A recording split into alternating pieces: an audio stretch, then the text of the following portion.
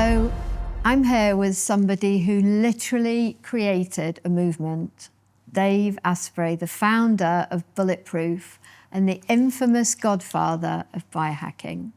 Dave lost over 100 pounds, hacked his own biology, and then turned that into a $63 billion industry that's changing how millions of people think about health and performance. He's a 4 times New York bestselling author, hosts the top 100 podcast, The Human Upgrade, and is a serial entrepreneur, founding businesses such as Upgrade Labs, the world's first AI-powered biohacking facility. If you want to live longer, perform better, and actually understand what's happening inside your body, this is a conversation you need to hear. Dave, welcome. I'm so pleased to be back speaking with you. So to start off with, I guess you went from being an unhealthy, brain-fogged Silicon Valley executive to becoming the father of biohacking. What was the breaking point that made you realize that you had to take control of your own biology? There were a couple steps. One of them was I'd had 3 knee surgeries before I was 23. And each time my knee just kept hurting. So I said, I'm just gonna lose this weight. It's the most important thing. So I made a commitment. I'm gonna go to the gym 90 minutes a day, 6 days a week, and I'm just gonna do that as my most important thing. And I went on a low-fat, low-calorie diet, and I lasted. Low-fat, it's like people think, should it be low-fat or? Well, not anymore. No. I thought at the time, this is they eat less and exercise more, you lose weight. It doesn't work like that, but I thought it did. So after 18 months of this, I had exactly the same size waist in my trousers. Trousers is European for pants. Pants. My pants. And I didn't lose any weight. I was stronger, but I was still fat. And I just thought, maybe I'm eating too much. And I'm at a fast food place with my friends. I'm having the chicken salad with no dressing because calories, or no chicken because calories. And I'm starving. And I look at all my friends and I thought, I work out more than all of them combined. And I'm the fattest guy at the table. And I eat less than any of them, including women, half my weight. Maybe it's a willpower problem. Or maybe what I'm doing just isn't working. And that kind of opened my eyes to part of it. And then later on, I had this terrible brain fog. I'm at a company that built Web 1.0. When Google was 2 guys and 2 servers, they came to us and we held their servers and helped them grow, and many other companies like that. So it was this exciting time, but I couldn't remember anything. And I was so tired and I had this crippling brain fog. And I just thought, I got to get my brain back. And it was those 2 things that got me going. And the only people who knew anything were 80. So I started attending a longevity nonprofit in Palo Alto, California. And the leaders in the field would come in every month and I'd get to interview them. And then they said, will you be president of this? So I ran a longevity nonprofit public education group for 5 years in my 20s because I was learning from my elders. And that set the stage for all of biohacking. And biohacking came about because we would meet 2 minutes or 4 minutes from Google's headquarters. And I could get no one under 60 to come to these meetings. I'm like, we are unlocking your brain. We are unlocking your consciousness. We are making you live longer. But the language is wrong. Because the reality is, if you're 20 years old or even 30 years old, longevity, yeah, you want it. It's like not for me. Number not 12. Yet. Not yet. Yeah, like what's more important? Finding a mate, building your tribe, getting your career on track, all the stuff that we do when we're young. And what I learned is that the things that make old people young make young people powerful. And that's where biohacking came from. It's a Trojan horse to get people to pay attention to longevity at any age and to pay attention to consciousness. And those 2 things have come together so beautifully in the movement. And I'm blown away when I see these industry reports of how many billions of dollars are in this industry. And I'm so grateful that I went through this incredible exercise. Like, what do I call longevity for young people that isn't for longevity? It's for feeling good, for being able to focus, for, at this point, being able to be fertile, which is now a problem for people in their 30s. So it's one of the things, you want control of your biology, you want control of your state, learn biohacking. It's incredible that, kind of the accidental element to so many of the kind of the huge like consumer trends that come out. But this one has obviously stuck. And, you said that you want to live to 180. At least 180. At least, so I didn't know that. At least 180. And when people hear that, I guess, they must think, it's crazy. But obviously you're dead serious. Well, what makes you so confident that, you can radically extend your lifespan? Here's why I'm really confident that I can live to at least 180, assuming a truck doesn't hit me or something. There's things that are still fatal. It's because our current best is 120 years old. And someone who's 120 today, World War I, when they were alive, was fought using cavalry, horses. Yeah. The Wright brothers hadn't quite yet flown. They couldn't spell DNA because no one knew what it was. They didn't have antibiotics. And they didn't have PubMed. They didn't have AI. They didn't have access to incredible amounts of data about themselves and about humanity in general. So my bet is really straightforward. I want to do 50% better than our current best, and I have 100 years to do it. And along the way, I've done 3 different kinds of gene therapy to change my biomarkers, to express more of the things that young people have. I use peptides, and I have for 15 years. I take $3,000 worth of supplements every month, and I've done that for about 20 years with profound effects on my cognition, on how I show up, on how lean I am, and it reduces the amount of friction in my life. Things feel easier when your body's running the way it's supposed to. And of course, I use every piece of tech there is, including a lot of neuroscience things, and I'm a massive fan of light therapy, to the point that I started the first modern circadian biology company called TrueDark. And I'm just an incredible fan of lasers because they have such powerful and noticeable effects in short periods of time. And with what you're doing with Lyma, I'm really impressed. And having gone really deep, I even briefly ran and founded one of the first consumer-grade LED light therapy companies that I'm not involved with anymore. But lasers are where it's at. So I'm incredibly excited to be able to travel with a high-quality laser because that's hard to do, and Lyma's letting me do that. Well, we're very pleased that we've helped you on your latter journey Of to being 100. We'll play a part in like maybe 5 weeks out of your 180 years. There's systemic longevity things that I think that the Lyma does mechanistically that haven't been tested in studies because of sirtuin-1 activation, which is a technical longevity thing from my longevity book. But one of the things when I mentioned to a lot of people, do you want to live to 180? They say, oh no. I say, well, why? And I'd love to live to 180. People say, oh no, I just want to live really well to like 85. Why? Why would you? The thought of not being on this earth petrifies me. I'm actually okay to not be on the earth, but I just want to die at a time and by a method of my choosing. If I'm done, and that's okay. But I wouldn't want to die involuntarily. That seems a little scary. Yeah, no, that's the scary aspect. And also, so many people, when you say 180, immediately in their mind, they're picturing like tubes in places you don't want tubes, and you can't remember your name, and you're in a wheelchair, and you can see through your skin. So part of this is looking good. Looking younger. Yeah, looking younger, feeling good. Yeah. And if you're 175 years old, and you have full reproductive capabilities, or at least recreational reproductive capabilities. Well, there's some people who are quite old that have still tested that, so well done to them. It's possible, and your skin looks about like it does now, or maybe better, and your body doesn't hurt, and you feel good, and your brain is just completely sharp, but now you have 180 years of wisdom.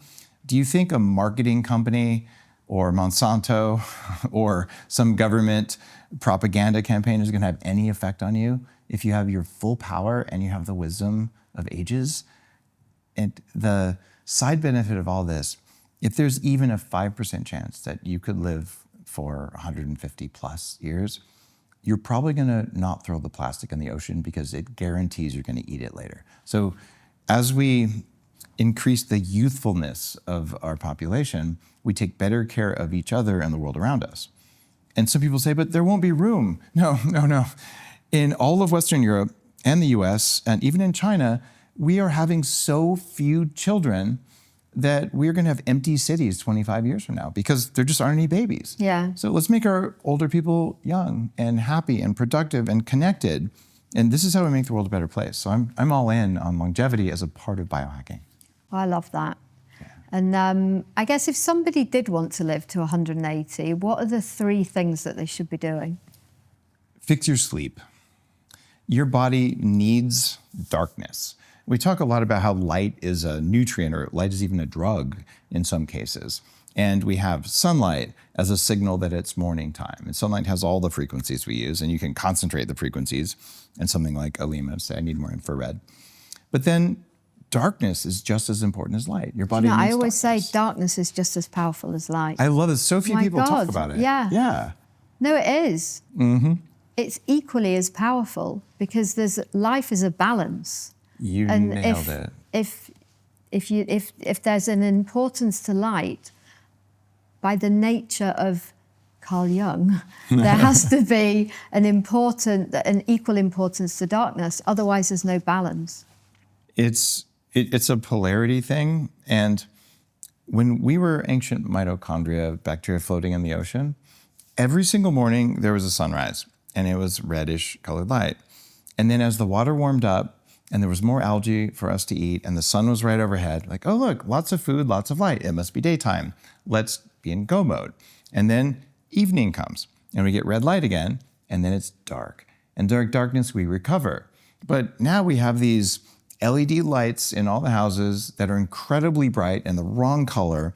And so our mitochondria never get to rest. And this is driving macular degeneration, metabolic dysregulation. So if you want to live to 100 plus and have all your faculties, get some dimmer switches. Make it so it's celebrate candlelight. The darkness. Yeah, candlelight. You don't necessarily need candles. I love candles. Yeah, but that kind of dim, gentle evening light. And there's a reason I'm wearing glasses that filter out certain frequencies. They're called True Dark. And I do that because I'm protecting my eyes and my mitochondria. So number 1, to live a long time, fix your sleep, which includes darkness. Maybe having an earlier dinner would be good too. And sleep is where a lot of longevity happens. Your growth hormone, your testosterone levels, and your stress hormone levels. Number 2, and this is really important, is get enough high quality protein, which includes animal protein. Animal protein absorbs much better than plant-based protein. And plant-based protein usually comes with things that are toxic, excessive seed oils or plant protective compounds. And some people say, but I'm worried about red meat or something. I would just say, don't be. There's plenty of science that says that red meat is good for you, but most of the things that say it's bad for you, they're testing pizza and lasagna as if it's red meat. Those are not. So less processed food and more high quality animal foods, because over 50, your body needs more protein to prevent muscle loss. And the third thing, and I think people are going to like this one, you do not have to work out every day. In fact, that will probably make you old. You have to go for a walk every day. You have to move every day. And even twice a week of doing a relatively short workout that is weight bearing will have profound effects on your longevity. I use AI and all at my Upgrade Labs company. My exercise regimen is 20 minutes a week of exercise that causes my muscles to grow. You're and my fixes kind my of guy, Dave, I'm telling you. And honestly. I just got off a flight here, but like these are my abs. Wow. And the calendar says I'm 53. My lab tests think I'm somewhere in my late 30s, and I identify as being 35, or 28% of my usable lifespan. So as a guy who was 50% fatter than this, I am still sometimes just shocked at how little effort it takes once you know how to eat and how to sleep and how to exercise, not too much, not too little. These are not hard, and this will, at a minimum, help you be at full power when you're 85, and very likely make it so you get to something like 100, maybe 120. And if you want to go beyond 120, it's going to take more work, but lots of that stuff is coming online. It's getting cheaper and cheaper. Things like stem cells and peptides and whatnot, and appropriate use of lasers. What peptides do you take? I'm on about a dozen right now, but SS31 is one of my favorite for mitochondrial rejuvenation. I like to do a protocol of once a year, doing very high dose for a month, which causes the mitochondrial membrane, which is the source of power for longevity. It causes that to become much younger. BPC 157 is a peptide that causes tissue regeneration. And funny enough, if you were to stack BPC 157 with the Lyma laser, so then I have a signal from the laser and the mitochondrial shifts the laser causes, and you have a peptide that says grow more tissues, you're likely to see better results. I'm not aware of a study of that, but mechanistically, if you increase the body's ability to regenerate with a peptide and you use a regeneration technology like Lyma, it seems to make sense. You should do a test. I'm all over it. You should do another clinical.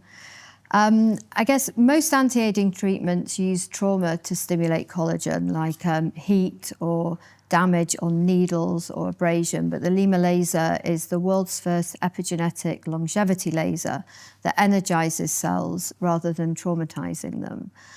From a biohacking perspective, why is this zero damage approach critical? Well, if you lift a dumbbell, you're creating micro traumas in the muscle, and then they recover. But those are micro traumas that the body evolved to handle. If you were to do 500 of these curls all at the same time, you would actually damage the muscle in a way that was not beneficial. And so these invasive treatments that can include lasers that are heating or RF or microneedling and really irritating the skin, you'd have to be very careful that you provide only a natural amount of irritation, which is almost impossible to do. So maybe exfoliating occasionally, that's technically microtrauma, that's going to be good for your skin. Yeah. But if you exfoliate twice a day, every day, it's going to be bad for the skin. So most of these treatments are going in, they're creating scar tissue underneath the skin, or sometimes in the skin. And what that does is it does make you look better because it can help reduce wrinkles. There's some swelling and there's a stiffening of the tissue and more volume, but it's not healthy tissue volume. And if you do that over time, you end up with that sort of Hollywood look that you might not want, which is your face is sort of locked in. Some of that is Botox, but some of it too is just repeated scarring of the dermis. I don't think we want to do that. What's much better is to send a signal into the cells that says, be younger cells. And something happens in your face that we don't talk about much. Everyone talks about, oh, my skin is sagging. But there's a thing that happens in pregnant women where your stomach muscles sort of separate and spread out. Well, the same thing happens in men and women in the muscle that's here, the platysmus. And so some of the reason we get that looseness in our neck is these muscles spread out and other muscles move over time. So keeping the muscles in your face healthy by using the Lyma laser so the mitochondria work and then stimulating more collagen is important. In my big book on longevity called Superhuman, I did some math about the amount of collagen loss in skin every decade. And if I was to live to 180 and I didn't use the Lyma or anything else to give myself more collagen, I would have 15% of the collagen left in my body, and you'd be able to see my organs. I don't want transparent skin. So keeping the skin on my entire body healthy is part of my longevity strategy. And using a laser instead of stabbing myself with needles all over my body to cause some scar tissue so it looks better but isn't more functional, that wouldn't be a good idea. And I guess at Lyma, we're passionate about science. Everything has to be backed by science, and we're continually investing in new scientific studies to prove that our products work. In your opinion, why does that scientific proof matter rather than chasing the latest trend? Well, there are sadly... There's so many trends in longevity. Yeah. There are sadly a number of entrepreneurial influencers who will see something online and they'll say, oh, I can do that, but they haven't done the science. They didn't hire the scientists or they didn't run the clinicals. And so they end up kind of buying something cheap, putting a nice looking label on it and making a bunch of claims. And this is bad for the longevity industry because I work with a substantial number of brands who have clinical trials that rival what pharmaceutical companies do to prove that their supplements actually work. And even something like the glasses I'm wearing, the True Dark glasses, we published in a medical study what changes to brain waves do they cause? And it's similar to meditation, they have that effect. But I don't just say it, I prove it. Yeah. And one of the things I appreciate about your work is that you do almost an excessive amount of clinical research. And that's not a criticism at all. It's just saying that you're really committed to the science and proving that it does what you say it does. And there's unusual technology in here. And when I look at how the technology works and what I know about cell biology and longevity, I'm like, this is interesting. And I would predict with pretty good certainty that there are systemic effects that go much deeper than skin from the Lyma laser. And I hope that you do some research on it. And I don't say that lightly. I mean, we are doing lots of tests. Good. So, in fact, we're halfway through a really interesting one. I mean, all of our tests are interesting, but there's a very interesting one that we're doing to prove the wider health benefits of the Lyma laser technology. So, I guess science is slow. You know, everyone wants science to be fast. Everyone wants these clinicals to be fast, but you can only work as fast as the cell biology goes. So it's frustrating on one side because you want to get these things out, but you've got to do things in a scientifically proven way. The good news is that there will always be biohacking pioneers who pick up the Lyma laser and say, well, if I know it does this for my skin, I'm going to do it somewhere on my body where I don't care that much about the skin. And if I note other benefits, that's the first step of the scientific method is, well, you observe and then you hypothesize. So, yeah. So it's okay to say, I'm going to do this somewhere. Look, my testosterone went up or some other benefit happened, the cognitive things that can happen with infrared on the brain. And so you know that it's safe for your skin. And if you decide to use it for something else like that, you notice benefits and you talk about it online, this is where a lot of innovation in the world, not just biohacking, comes from. It's people saying, I noticed that. It's like communities. Yeah. It's like people talking about it.